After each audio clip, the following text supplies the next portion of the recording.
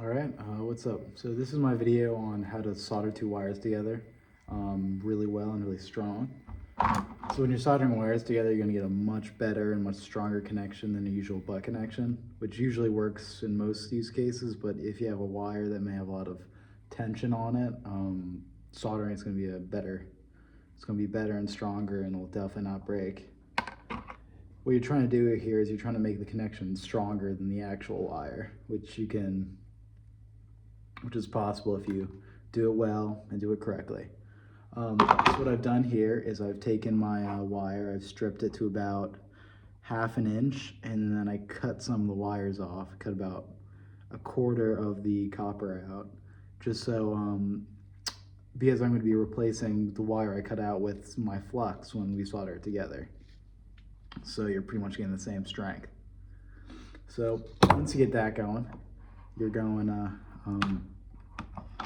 take your two wires, and I have this little clip system here that helps out a lot. You can pick them up off of Amazon if you need. They're pretty useful for this. And you kind of stick them together and you braid them a little, or not really braid, but you twist them together so it pretty much forms one solid wire. Once you get that, you can clip them in place. You should be all set. So then you're gonna take your solder, once it's all heated up. You wanna get it to the point where you can just melt your flux wire at a touch. And you're gonna go along the top, placing your flux wire right above these, to where you braided them, twist them together. And you're just kinda gonna melt it. You're gonna get a bit of a blob on the top of just flux.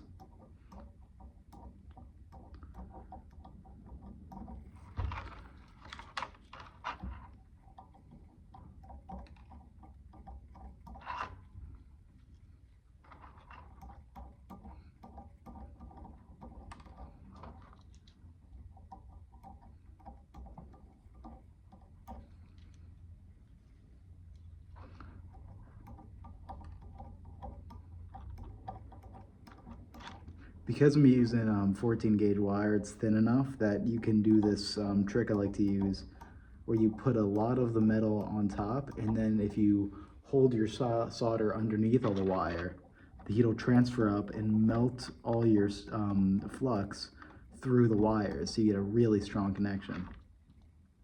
So you just want to get a big old blob up top at first. Not really a blob, but like pretty much just like another line of just melted flux on top of it.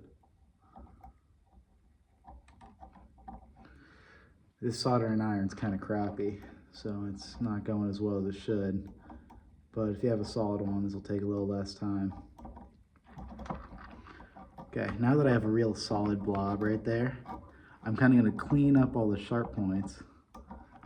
And then I'm going to do that trick I was talking about earlier, where you just hold the solder underneath, and it's going to melt a bit of it through.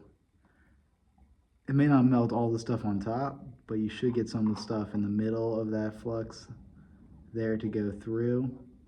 And yeah, I can see it from up here. You should be able to see it move a little bit. At this point, you should pretty much just have a straight wire that just looks all silvery because of all the flux. If you have any more points that you left uncovered, just go over them again with a soldering iron. Once you got that all good and you got all your sharp points off, I like to twist the wire around just to see if there's any points I'm missing. See if it didn't melt all the way through. I got a bit more on the bottom I'm gonna do.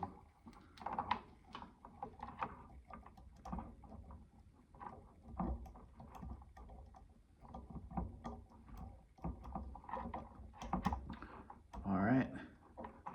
So at that point, my bundle looks really good. It's pretty tight. It's not much bigger than the actual original wire. And the solder goes all the way through to the point where I cut off little bits. So you should have full connection, and you shouldn't have any problems with overheating or transfer because you cut the wire.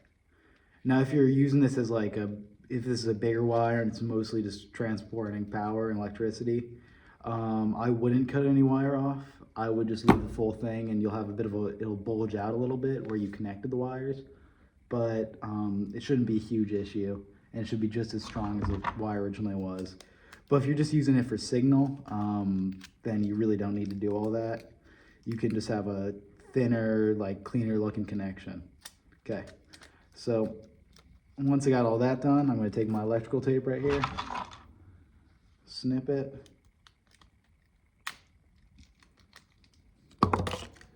and make sure you turn off your soldering iron so you don't burn yourself like I almost just did there. Can't see it on camera, but yeah, you cover it up, get it real good, don't leave any of that copper wire exposed. You can use a lot less than I'm using here if you want it to look cleaner. Just cover all the wire, don't want to short circuit anywhere. And yeah, that kind of looks ugly, but if you use shrink wrap instead of electrical tape, it'll look a lot better actually. But that right there is a really solid connection. That's not going to come apart ever. You may have to retape it if you do what I did, but it's really solid, and that wire is never going to break right there. So that's the best way to to connect two wires. A lot stronger than a butt connection, and it'll last you forever. All right.